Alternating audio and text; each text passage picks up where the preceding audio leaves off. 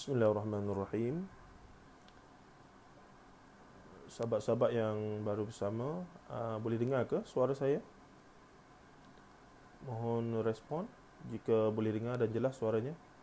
Sebenarnya hampir dibatalkan ya, sebab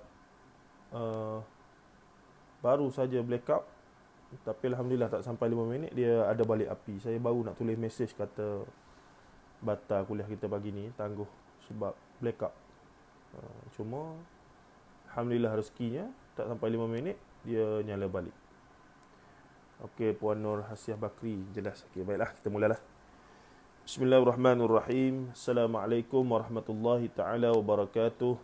Innal hamdalillah nahmaduhu wa nasta'inuhu wa nastaghfiruh wa na'udzu billahi min shururi anfusina wa min sayyiati a'malina. May yahdihillahu fala mudilla lahu wa may yudlilhu fala hadiya lahu. Asyhadu an la ilaha illallah wa asyhadu anna Muhammadan abduhu wa rasuluh.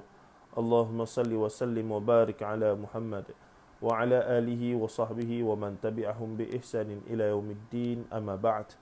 Fa inna asdaqal hadithi kitabullah wa khairal hadi hadi Muhammad sallallahu alaihi wasallam wa syarral umuri muhdatsatuha wa kullu muhdatsatin bid'ah wa kullu bid'atin dhalalah wa kullu dhalalatin finnar. Atau kama qala Nabi sallallahu alaihi wasallam, la nabiyya ba'da. Sahabat-sahabat, saudara-saudari, ibu-ibu, ayah-ayah saya hormati sekalian, insya-Allah sebagaimana kita maklum, kita dalam siri mengkaji dan membahaskan ciri-ciri ataupun isu-isu yang kontroversi dalam tafsir Al-Azhar karya Buya Hamka. Kerana pada asasnya Profesor Dr. Hamka ataupun Buya Hamka ini, Haji Abdul Malik Karim Amrullah, beliau adalah tokoh yang dikelompokkan sebagai tokoh kaum muda, yang mana juga dinisbahkan sebagai golongan Wahabi lah, yang dikatakan juga anti mazhab, bahkan dikatakan juga berakidah dengan akidah yang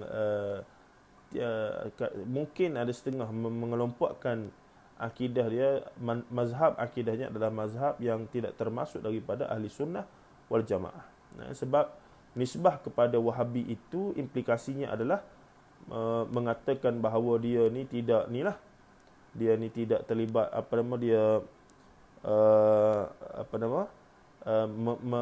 mujassimah ataupun musyabbihah, menyatakan Allah itu menyerupai makhluk dan seumpamanya. Itu satu bentuk akidah yang sesat yang sudah difatwakan ataupun ijma' ulama' bahawa golongan musyabbihah mujassimah itu adalah kufur di sisi akidah Islam ya. Jadi lanjutan daripada semalam kita bincang ayat ke-7 daripada surah Al-Imran. Surah Al-Imran tentang penyataan Allah Azza wa Jal tentang keberadaan ayat Quran itu. Sebahagian besarnya adalah ayat muhkam dan sebahagian kecilnya adalah ayat mutasyabihat. Dan kemudian Allah Azza wa Jal, boleh tengok rakaman semalam ya, saya sudah upload di YouTube. Kemudiannya Allah Azza wa Jal menjelaskan bahawa memang dia sengajalah memasukkan sebahagian besar daripada Al-Quran adalah ayat muhkam, yang jelas makna dia, makna dan kefahamannya mungkin lagi boleh berbeza, tapi penyataan dalam ayat istilah yang dipakai itu jelas. Dan di sana juga terdapat ayat-ayat yang Allah Azza wa Jalla sengaja menggunakan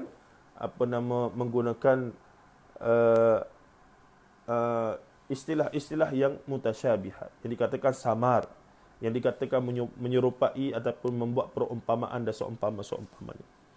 Jadi antara contoh ayat mutasyabihat yang masyhur adalah tentang istiwa. Istilah ayat-ayat yang mempunyai istilah istiwa. Jadi menurut kitab ini, satu kitab iaitu Mu'jam Al-Mu'jam, kitab yang bertajuk Al-Mu'jam Al-Mufahras li Alfazil Quranil Karim, iaitu karya Syekh Fuad Abdul Baqi, Syekh Muhammad Fuad Abdul Baqi, seorang ulama hadis daripada Mesir, yang dia ni hebatlah, banyak buat kerja-kerja dan karya besar. Dan dia telah menyusun, dia menyatakan perkataan istiwa. Hari ini kita nak ambil satu contoh daripada banyak-banyak ayat mutasyabihat itu, antara yang masyhur sangat dibahaskan adalah Ar-Rahmanu 'alal 'arsy istawa. Yang Maha Pemurah itu Ar-Rahman, yang Maha Pemurah itu beristiwa. Ar-Rahmanu 'alal 'arsy istawa, iaitu yang yang Maha Pemurah itu, yakni Allah Azza wa Jalla, 'alal 'arsy istawa, di atas arasy beristiwa dia. Kalau terjemah secara literal ya. Di arasy beristiwa dia, bukan di atas. Ada setengah terjemahan di atas. Maka bila sebut di atas tu timbul pula implikasinya. Bila sebut di arasy, lain pula implikasi dia. Jadi Ar-Rahmanu 'alal 'arsy istawa tu setengah terjemah di atas arasy, beristiwa di atas arasy. Setengah terjemah sebagai Ar-Rahmanu 'alal 'arsy istawa, beristiwa pada arasy. Wallahu taala alam. Pelbagai lagi sebab bahasa Melayu tidak mewakili ketepatan maknanya dalam bahasa Arab. Baik. Cuma yang menariknya, istiwa itu sendiri, sebagaimana Syekh Abdul Baqi menyusun dia punya fihrish ini, dia punya apa nama kita panggil fihrish ni apa dia? Dia punya kamus lah, Maka dia telah mengatakan istiwa ni ada dalam 12 ayat semuanya dalam Quran. Banyak. Maksud ayat mutasyabihat ni antara lain iaitu ayat-ayat yang menisbahkan Allah itu mempunyai sifat macam manusia. Yadullahi fawqa aydihim antara contoh. Kalau terjemah literal, yadullah tu tangan Allah. Yadullahi fawqa aydihim, bersama ataupun di atas satu kaum itu. Yadullahi fawqa aydihim. Ataupun fasamma wajhullah, menghadap wajah Allah dan seumpamanya. Jadi terjemahan literal dalam bahasa Melayu daripada bahasa Arab, saya sebut dah panjang lebar semalam, sama-sama bahasa Melayu pun kadang-kadang boleh jadi salah makna. Contohnya istilah apa dia? Kalau di belah utara menggunakan istilah, di belah Kelantan menggunakan istilah ni apa, dasar kuali. Ada dia punya istilah, saya tak nak sebutlah. Istilah itu kalau digunakan di Kedah, maka ia mencarut. Ia satu istilah mencarut. Bagaimana kita di sini ada peribahasa dia apa semua sendiri. Ini bahasalah, permainan bahasa. Yang mana Al-Quran pun tidak terlepas daripada tafsiran dan kefahaman makna yang ada seumpamanya itu. Baik. Cumanya yang kita pilih satu sajalah hari ini untuk melihat, sebab tujuan kitanya untuk melihat cara Buya Hamka menghuraikan, menjelaskan apakah pemikiran dia. Sebab dia ni dinisbahkan sebagai kaum muda. Yang mana bila kaum muda ni dalam konteks hari ini adalah Wahabi lah. Dikatakan begitu. Dan Wahabi ni pula dikatakan golongan mujassimah musyabbihah. Mengatakan Allah sama dengan makhluk. Ada betih, ada telinga, ada mata, macam-macam. Dikatakan begitu. Jadi benarkah Buya Hamka yang dikatakan kaum muda, yang dikatakan Wahabi, yang dikatakan anti mazhab, yang dikatakan berakidah dengan menyerupakan Allah dengan makhluk dan seumpamanya, itu benar begitu? Itulah kita tengok ayat-ayat yang ada penafsiran Hamka terhadap masalah-masalah itu untuk kita sama nilai. Benarkah kefahaman ataupun tuduhan-tuduhan yang yang dilemparkan kepada beliau dan manhaj beliau dan mereka-mereka yang berfikrah seperti mana beliau. Begitu keadaannya. Baik. Jadi dalam banyak-banyak ayat mutasyabihat ini sudah banyak kajian dibuat ya. Kita tengok pun banyaklah ayat-ayat tisi-tisi khusus membincangkan tentang tentang ayat mutasyabihat melalui pemikiran-pemikiran ulama-ulama tafsir. Namun setakat yang saya tahu, yang membincangkan tentang ayat mutasyabihat yang ditafsirkan oleh ulama Melayu tidak banyak ataupun mungkin tidak ada. Termasuklah oleh Hamka sendiri. Walah, ia satu sudut kajian yang cukup menarik sebenarnya. Baik, dalam banyak-banyak ayat itu, yadnya, wajahnya, rijlai, kakinya, apa semua tu. Jadi antara yang masyhur selalu digunakan sebagai contoh adalah istiwa. Istiwa biasanya sama ada seorang penceramah, pengkuliah ataupun penulis akan guna istilah istiwa juga sebab dia tidak mahu terjemahkan dengan alasan terjemahan dalam bahasa Melayu akan melarikan makna yang asal. Maka setengahnya menterjemahkan istiwa sebagai bersemayam. Itu dah ada pengaruh Melayu klasik yang cukup kental lah. Bersemayam adalah kita guna untuk raja bersemayam di atas tahta. Maka disebabkan Allah ni Tuhan, bila nak terjemah istiwa, nak kata duduk tu nampak tak comel sangat, maka ulama-ulama kita dulu menterjemahkan ia sebagai bersemayam.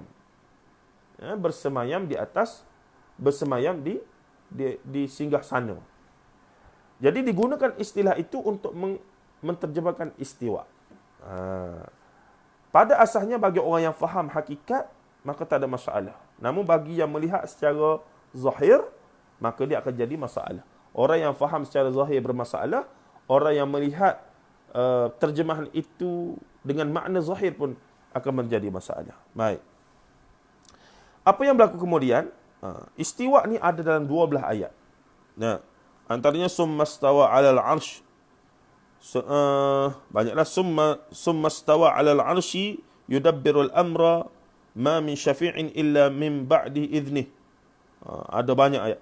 Antaranya adalah surah Al-Baqarah ayat 29, surah Al-A'raf ayat 53, 54, surah Yunus ayat 3, surah Ra'du ayat 2, surah Taha. Inilah ayat yang akan kita tengok bagaimana Hamka tafsirkan Ar-Rahmanu 'alal 'arsy istawa. Saya pilih ayat tersebutlah, surah Taha ayat 5, dan untuk kita tengok bagaimana Hamka mengulas Ar-Rahmanu 'alal 'arsy istawa. Dalam banyak-banyak ayat ni tak sempatlah kita nak ambil semua, maka kita ambil hanya surah Taha ayat 5 untuk melihat apakah Hamka ni menafsirkan ayat tersebut dengan menggunakan manhaj salaf, iaitu tidak takwil, iaitu mengisbatkan makna mengisbatkan sifat dan juga tafwid makna ke macam mana. Itu yang kita akan tengok nanti. Ataupun Hamka juga terpengaruh dengan ilmu kalam, mentakwilkan akan makna istiwa itu ataupun bagaimana. Ataupun dia guna dua-dua sebenarnya. Adapun dia tolak dua-dua. Ini yang menarik, kita kata bila kita tengok kalam ulama tu sendiri, barulah kita faham pemikiran dia yang sebenar. Sebab jelas, apatah lagi dia tulis dalam bahasa Melayu, bukan bahasa Arab yang perlukan ibarat-ibarat dan seumpamanya. Maka itulah kelebihannya untuk kita faham apa yang diperkatakan oleh Buya Hamka apabila menafsirkan salah satu daripada sifat yang kita pilih yang mempunyai istilah istiwa, iaitu diterjemahkan secara umum sebagai bersemayam itu. Baik. Ada lagi istiwa ini dalam surah Al-Furqan ayat 59, surah Al-Qasas ayat 14, surah As-Sajdah ayat 4, surah Fussilat ayat 11, surah Al-Fathu ayat 29, surah An-Najmi ayat 6, surah Al-Hadid ayat 4, surah Hud ayat 44, surah Al-Mu'minun 27, surah Az-Zukhruf ayat 13, dan seterusnya. Banyak lagi lah. Ada 12 semuanya. Baik, jadi kita tutup dulu kitab Fihrish ni, Al-Mu'jam Al-Mufarras ni. Baik. Kita tengok jilid yang ke berapa ni saya ambil ni? Jilid yang kelima. Jilid yang kelima daripada Tafsir Al-Azhar, jilid yang kelima yang mengandungi juzuk yang ke-13, 14, 15, 16. Kerana surah Taha ini adalah dalam juzuk yang ke-16. Dalam juzuk yang ke-16. Dia surah ke berapa? Surah Taha ni? Surah Taha ni surah yang ke-20. Mempunyai 135 ayat. Dan diturunkan di Mekah. Ayatnya sebanyak 135 ayat. Baik. Mari kita tengok bagaimana Hamka membahaskan ayat yang kelima yang berbunyi Ar-Rahmanu 'alal 'arsy istawa. Sebelum daripada itu, alangkah bagusnya jika kita membaca sedikitlah muqaddimah daripada surah Taha, mengambil berkat daripada ayat Quran itu sendiri. Bismillahirrahmanirrahim. Taha ma anzalna 'alaikal Qur'ana litashqa illa tazkiratan liman yakhsha tanzilan mimman khalaqal arda was samawati al-'ula تنزيلا ممن خلق تنزيلا ممن خلق الأرض والسماوات العلى الرحمن على العرش استوى له ما في السماوات وما في الأرض وما بينهما وما تحت الثرى وإن تجهر بالقول فإنه يعلم السر وأخفى الله لا إله إلا هو له الأسماء الحسنى صدق الله العظيم. Jadi kelompok ayat pertama Hamka ambil 8 ayat dulu, tapi kita tak nak baca semua sebab kita nak fokus tentang pemikiran Buya Hamka dalam menafsirkan ayat yang mempunyai yang dikategorikan sebagai ayat sifat yang mempunyai istilah istawa. Yang mana kita pilih ayat yang kelima iaitu Ar-Rahmanu 'alal 'arsy istawa. Baik. Kata Buya Hamka apa dia ni? Cuba kita tengok ya. Ar-Rahmanu 'alal 'arsy istawa, dia terjemahkan sebagai Tuhan yang pengasih. Ar-Rahmanu, Tuhan yang pengasih. 'Alal 'arsy, Ar-Rahmanu 'alal 'arsy istawa, dia terjemahkan di atas arasy dia bersemayam. Buya Hamka menggunakan di atas. Ada setengah sedikit cermat, dia guna pada arasy dia bersemayam. Dia tak sebut di atas. Sebab bila sebut di atas, memang secara zahir ayat dalam bahasa Melayu ada kedudukan. Di atas. Di atas tu di atas apa? Jadi ada persoalan di situ. Tapi bila sebut bersemayam pada arasy, pada arasy tu nampak lebih umum dan tidak nampak mengkhususkan bahawa dia duduk ataupun dia bersemayam ataupun berada di atas arasy dan seumpamanya. Baik, kita tengok Hamka di sini kata apa. Kita nak faham ataupun kita nak tahu cara dia ulah macam mana. Tak panjang ya, dalam satu muka surat setengah sahaja. Dia kata bagaimana bersemayamnya Allah Maha Pengasih atau Ar-Rahman di atas arasy ini. Kita ikuti sahajalah mazhab salaf. Dengar betul-betul tuan-tuan. Hamka kata, bagaimana bersemayamnya Allah Maha Pengasih atau Ar-Rahman di atas arasy ini, kita ikuti sahajalah mazhab salaf. Dia sebut jelas tu. Kita ikuti saja mazhab salaf. Ketika ditanyakan orang kepada Imam Malik, apakah, tapi dia juga jelas menyebutkan mazhab. Yang ini mazhab salaf dengan mazhab khalaf. Yang dilihat bertentangan ni lah. Jadi mazhab ni kaedah pendekatan. Cara. Jadi cara ni dia boleh A ataupun B. Dia tak semestinya A. Cuma dalam konteks Hamka dia kata, bagaimana bersemayamnya Allah Maha Pengasih atau Ar-Rahman di atas arasy ini, kita ikuti sahajalah mazhab salaf. Ketika ditanyakan orang kepada Imam Malik, apakah tafsirnya lebih dalam tentang Allah bersemayam di arasy itu? Beliau telah menjawab, ini Imam Malik telah menjawab, arti arasy itu maklum, yakni kita semua tahu. Arti semayam pun kita tahu, yakni istiwa, orang Arab zaman tu maklum sebab itu istilah mereka. Bila kata guna istiwa, maka dia tahu ya apa makna yang sebenar dalam konteks macam kita bila kita sebut makan hati, maka kita tahu makna makan hati sebenarnya apa dia. Tapi bila sebut makan hati kepada orang Indonesia sebagai contoh, mungkin dia tak faham. Mungkin dia faham literal makan hati itu makan hati. Makan hati ayam, makan hati lah. Nah, tapi dalam konteks kita sebagai orang Melayu Malaysia, bila sebut makan hati kita tahu tu peribahasa.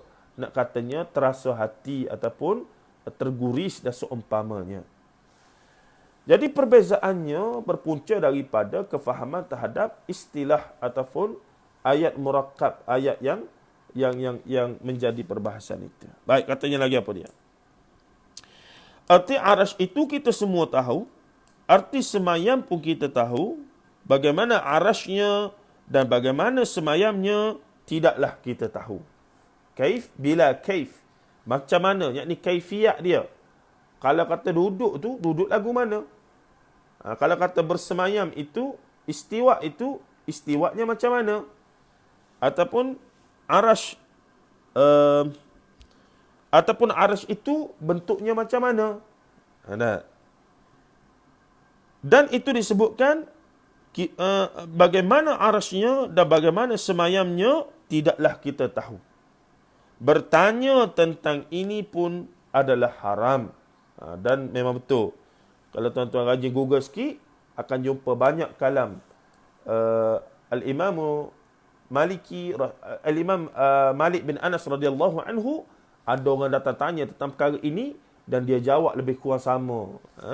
Dia jawab bahawasanya al-istiwa maklum, ada seumpamanya, dan dia kata tentang itu tidak perlu ditanya, dan soalul bid'ah dan seumpamanya. Baik. Menurut pendirian dari Abul Hasan Al-Asy'ari dan pengikutnya. Pula. Maksudnya Hamka juga bukan saja. Yang jelas dia sebut kita ikut sajalah mazhab salaf dalam masalah memahami ayat sifat, khususnya Ar-Rahmanu 'ala 'arsy istawa ini. Tapi kalau kita nak tahu dia konsisten ke tidak, kita kena tengoklah semua ayat-ayat yang ada istiwa ini, apakah dia sebut benda yang sama. Ataupun kita kena lebih luas lagi, cari semua ayat sifat yang kata yadnya, yang kata ada wajahnya, apa semua tu. Kita kena ambil semua ayat tu dan kita tengok cara dia tafsir. Adakah dia istiqamah menyebutkan bahawa dalam bab ini kita ikut sahaja mazhab salaf. Baik, katanya lagi apa dia? Menurut pendirian dari Abul Hasan Al-Asy'ari dan para pengikutnya, turuti sahajalah sebagaimana yang tersebut. Allah yang Rahman bersemayam di atas arasy dengan tidak ada pembatasan dan tidak ada pertanyaan betapa semayamnya, yakni bila kaifa. Tidak dengan bagaimana-bagaimana. Maklumat yang setakat yang Quran bagi itu begitulah. Tetapi untuk kaif, untuk menjelaskan ia secara detail, itu tidak diperlukan. Tapi sayangnya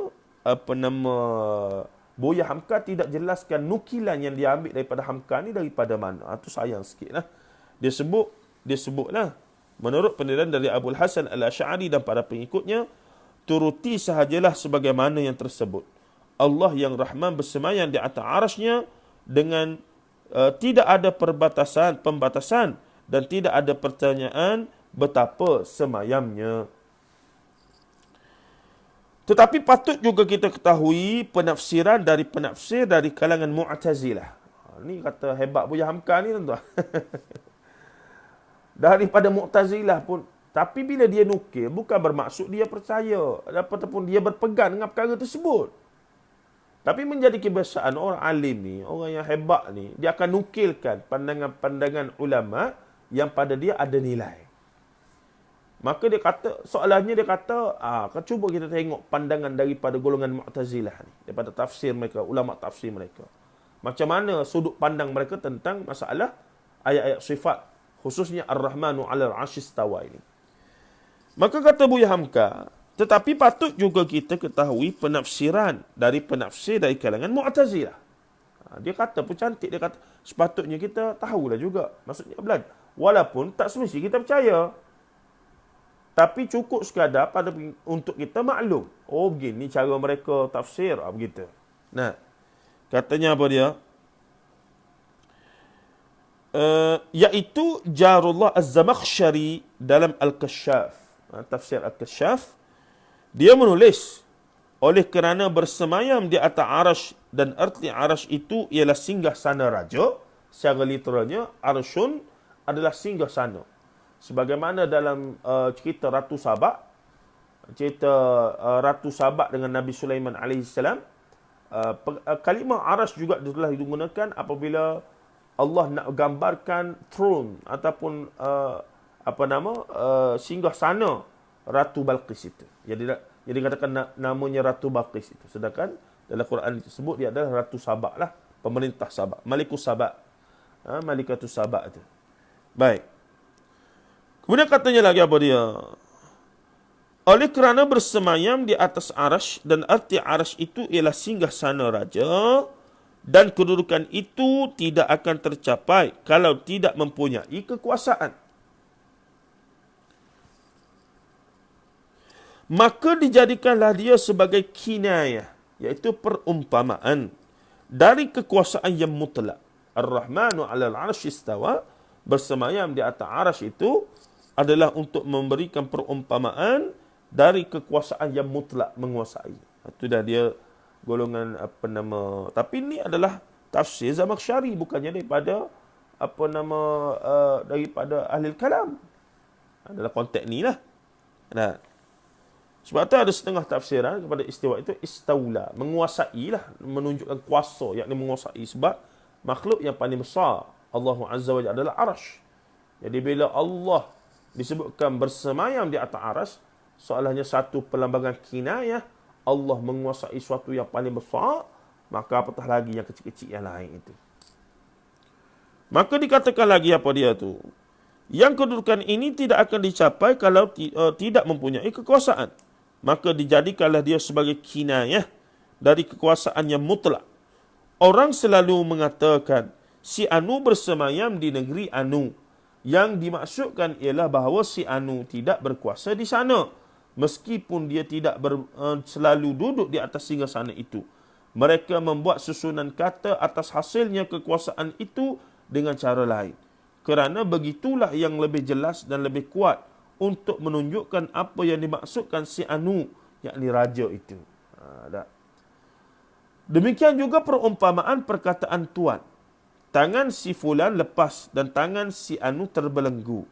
Yang Tuan maksud dengan mengatakan tangan si Anu lepas, nescaya ialah hendak mengatakan bahawa dia itu dermawan. Maksudnya tangan terikat dengan tangan yang terlepas. Maksud tangan terikat ni bukannya terikat sungguh-sungguh, tapi nak katanya kedekut. Tangan terikat ni, lambangan dalam konteks perbahasan ini adalah tangan kedekut. Apabila tangan terlepas ni bebas, dalam konteks kita dia panggil apa? Panjang tangan dengan pemurah ni lah. Panjang tangan mencuri. Ada. Tapi istilah itu digunakan. Perumpamaan-perumpamaan itu. Baik. Yang Tuan maksud dengan mengatakan tangan si Anu lepas, nescaya ialah hendak mengatakan bahawa dia itu dermawan. Nak katanya orang yang dermawan. Bukanlah nak kata itu, tapi itu bahasa kiasan. Dan tangan terbelenggu yang maksud tentu bahawa dia bakhil. Tidaklah terdapat perbedaannya di antara kedua yang dikatakan itu, melainkan kerana kata-kata yang Tuan pilih, lepas dan terbelenggu. Sehingga walaupun tidak pernah terlihat tangannya dilepaskannya, atau mungkin tangannya kudung, namun kerana dermawannya, dia dikatakan juga tangan terbuka. Kerana di antara terbuka dan dermawan, tidak terpisah selagi lagi dalam memahamkannya. Oleh itu dapatlah kita lihat pada firman Allah Ta'ala sendiri, wa qalatil yahudu yadullahi maghlulatan ghullat aydihim, dan berkata orang-orang Yahudi, tangan Allah terbelenggu. Ini jahatnya orang Yahudi ni. Biarlah tangan mereka sendiri yang diikat. Maksud ayat ini bahawa orang Yahudi mengatakan Allah itu bakhil.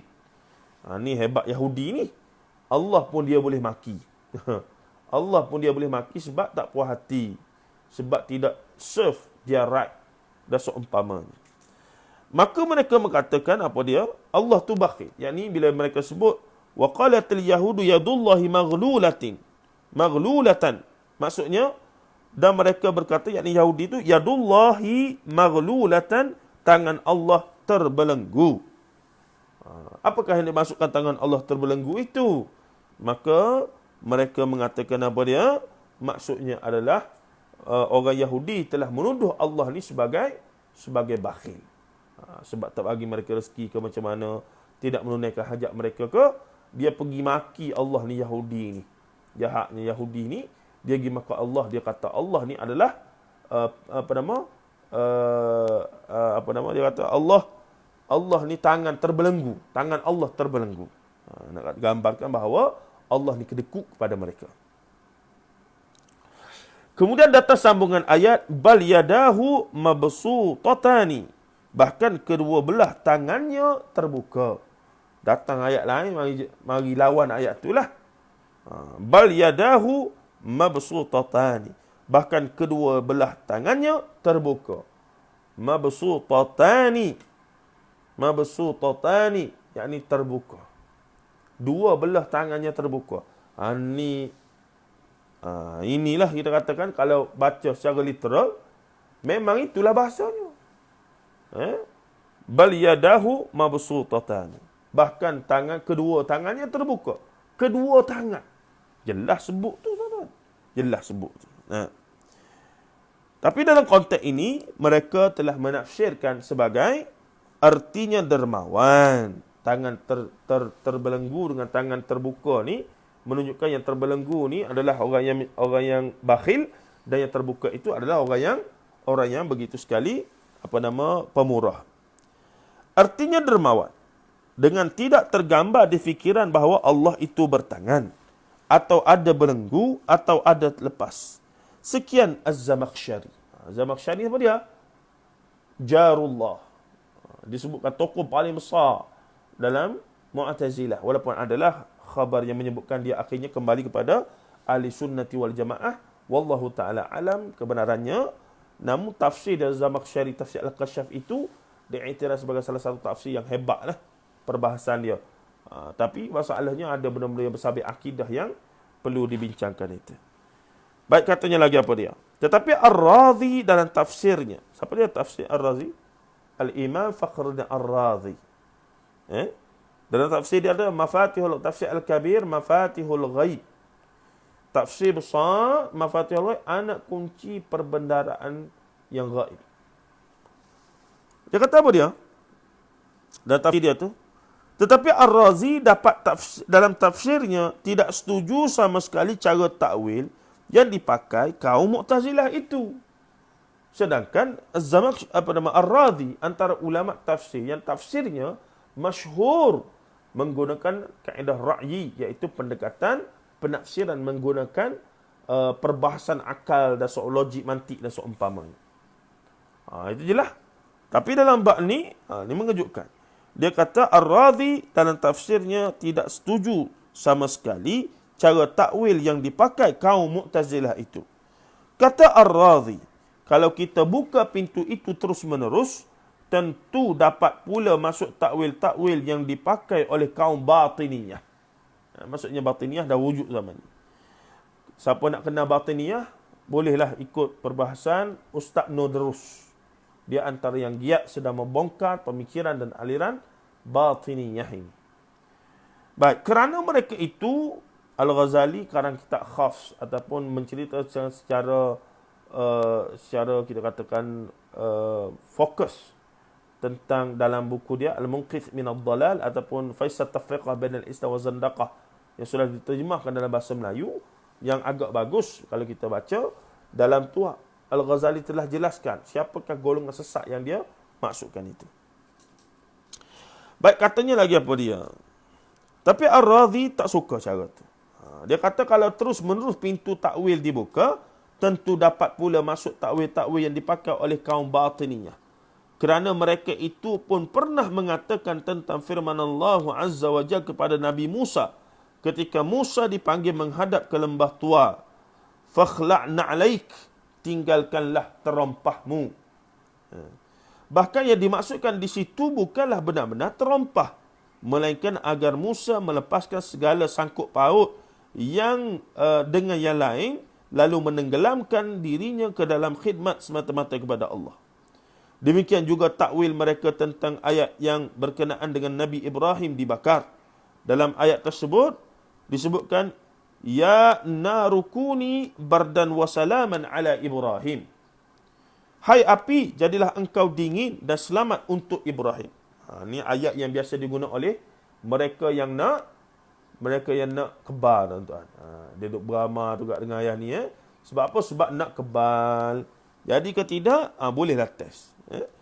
Yang dimaksudkan, kata kaum batiniyah, bukanlah benar-benar Ibrahim tidak hangus dimakan api. Tengok cara. Maksudnya, Ar-Razi telah tak setuju dengan cara Zamakhsyari, ya, sebab Zamakhsyari buka pintu takwil dengan luas. Ar-Razi kata tak boleh. Kalau buka luas sangat, nanti takwilan-takwilan yang mengarut macam golongan batiniyah juga akan masuk menafsirkan teks agama kita. Tapi pada hari ni, di zaman kita ni, benda tu memang dah berlaku lah. Benda tu memang dah ada keliling kita. Aktif Facebook apa semua, duk kat YouTube apa semua, duk bercakap dengan mentakwilkan so-called Al-Quran dan hadis ni sesuai dengan apa yang dia mahu. Tu.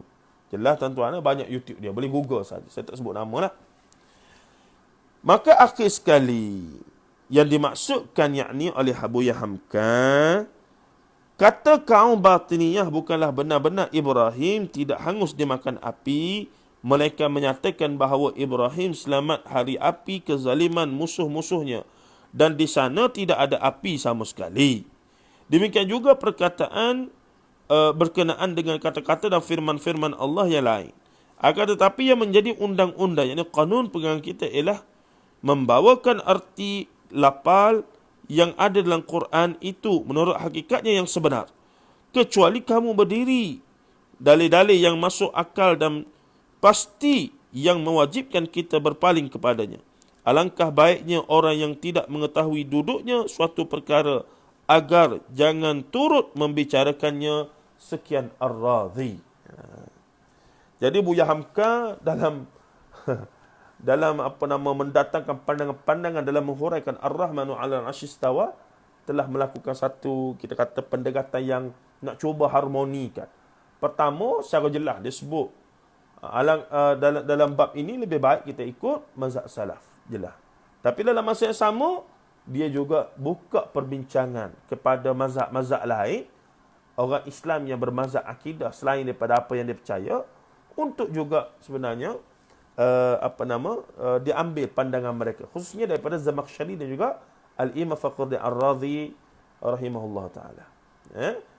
Tuan-tuan dan puan-puan rahimahullah. Dan ini menunjukkan keluasan, kelapangan, tidak rigidnya Buya Hamka, dan jauh daripada tuduhan-tuduhan mereka yang duk kata macam-macam pada Buya Hamka dan manhaj dia itu. Dan kita sendiri yang cenderung pada manhaj yang sama juga melihat itulah cara yang terbaik. Itulah cara yang terbaik. Itulah cara terbaik. Dan tidak berlaku perselisihan, permusuhan dan seumpamanya.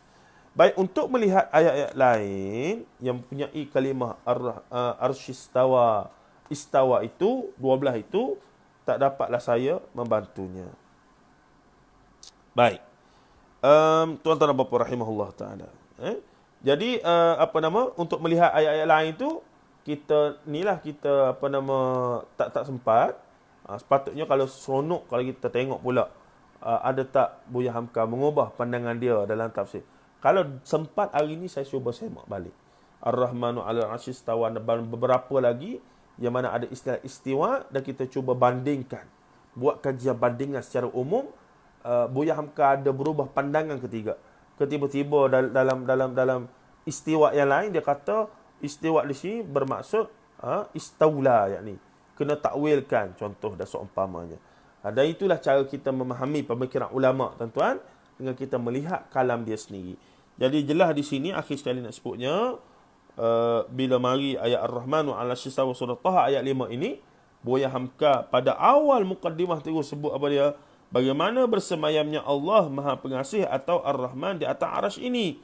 Kita ikuti sajalah mazhab salaf ketika ditanyakan kepada orang Imam Malik dan seumpamanya. Itu jelas.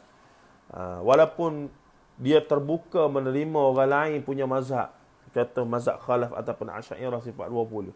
Maksudnya Hamka tidak kafir dan sesatkan dan kafirkan pendekatan selain daripada yang dia tahu dan dia terima. Dan itulah sepatutnya kita sebagai kita sebagai orang Islam yang sebenarnya akidah bagi orang awam macam kita ni tidaklah perlu sampai sedetail ni, tuan-tuan. Sebenarnya ini adalah perbahasan di kalangan para ulama apa semua, ikut dia lah, sama-sama orang pandai ni. Adapun kita dalam pegangan kita dan juga gerak kerja kita dalam nak menyampaikan dakwah apa semua ni, cukup sekadar sebenarnya kita berpegang pada al-ikhlas. Apa dia? Qul huwallahu ahad, Allahus samad, lam yalid wa lam yulad wa lam yakul lahu kufuwan ahad. Itulah kemuncak kepada sebuah keikhlasan hidup sebagai seorang hamba kepada Allah Azza wa Jalla Tuhan, dan juga kita katakan itulah juga kesimpulan akidah yang paling muktamad, yang tidak ada khilaf baginya.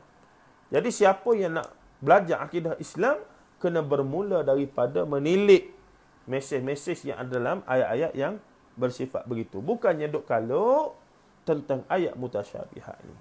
Tentang kalimah-kalimah. Karena perbahasan ini cukup melelahkan, sudah berlangsung 1000 lebih tahun sepanjang Islam, bahkan masih lagi ada, masih lagi berlangsung dan tidak kunjung selesai. Ada di sinilah kita melihat ada keperluan untuk membahaskan perkara-perkara ini. Baik, saya terpaksa berhenti dulu. Kita pun dah habis sampai hujung perbincangan ayat Ar-Rahmanu 'alal 'arsy istawa. Jadi insya-Allah esok kita akan sambung lagi dan melihat lagi apa isu-isu yang sesuai bagi diangkat. Sama ada kita nak buat, kalau saya sempat saya akan buat perbandingan. Kalau ada idea lain ataupun isu-isu lain, saya akan tengoklah macam mana, insya-Allah. Jadi terima kasih pada sahabat-sahabat sekalian yang mana sudi nak komen ke apa semua, bagi pandangan, tanya soalan apa semua, boleh di kotak nanti, saya akan respon di sana insya-Allah. Dalam sementara itu, semoga kita mendapat manfaat daripada apa yang dibincangkan hari ini. Dan jelaslah Buya Hamka secara asasnya dia bermazhab dalam masalah akidah ini, dalam masalah sifat dia bermazhab dengan mazhab salaf. Dan tapi dalam masa sama dia tidaklah secara jelas menghukumkan mazhab selain daripada apa yang dia pegang itu sebagai salah. Tidak. Ini menunjukkan kehebatan, keluasan, kefahaman seorang yang nama Buya Hamka. Tuan-tuan dan puan-puan rahimahullah, terima kasih banyak. Kita berhenti dulu untuk kita berehat. Atau boleh teruslah dengan baca Quran ke tadabbur ke apa semua, wallahu alam. Masing-masing lah, ada yang tidur ke apa semua. Kita jumpa esok kalau ada rezeki insya-Allah. Sallallahu alaihi wasallam Muhammad wa ala alihi wa sahbihi ajma'in. Walhamdulillahirabbil alamin. Assalamualaikum warahmatullahi taala wabarakatuh.